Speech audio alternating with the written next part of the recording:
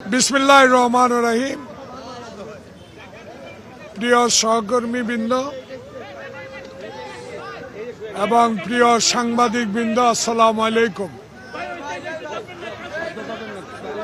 আজকে ভোর ৬টায় বাংলাদেশের গণতন্ত্রের মা, আমাদের প্রিয় নেত্রী, যিনি গণতন্ত্রের জন্য লড়াই করেছেন, আজকে ভোরে ইন্তেকাল করেছেন। ইন্না লিল্লাহি ওয়া ইন্না ইলাইহি রাজিউন।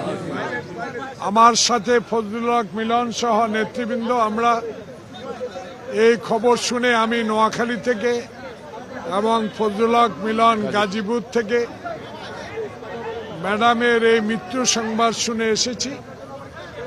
আমরা দুজনেই দেশনেত্রী বেগম খালেদা জিয়ার সাথে থেকে স্বৈরাচার বিরোধী আন্দোলন থেকে শুরু করে বিগত ১৬ বছরের গণতান্ত্রিক আন্দোলনে শরিক ছিলাম।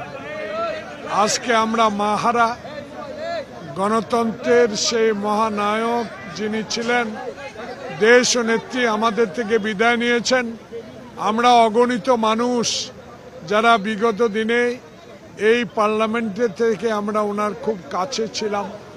পার্বত্য চট্টগ্রাম আন্দোলন থেকে শুরু করে সেই ২০০৬ সালের রাজপথের মিছিলে আমরা এই দুজনে ওনার সাথে উপস্থিত ছিলাম। তাই আমাদের অনুভূতি একটাই, আমাদেরকে ছেড়ে যিনি পরকালে চলে গেলেন, হাজার কোটি মানুষ আজকে তার জন্য দোয়া করবেন। সারা বিশ্বের মানুষ এই নেত্রীর জন্য দোয়া করবেন।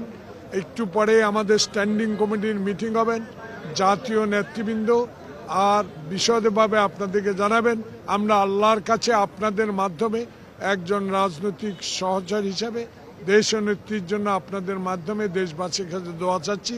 আল্লাহ সবাইকে সুস্থ রাখুন, দেশনেত্রীকে আল্লাহ পাক বেশ নসিব করুন। আসসালামু আলাইকুম।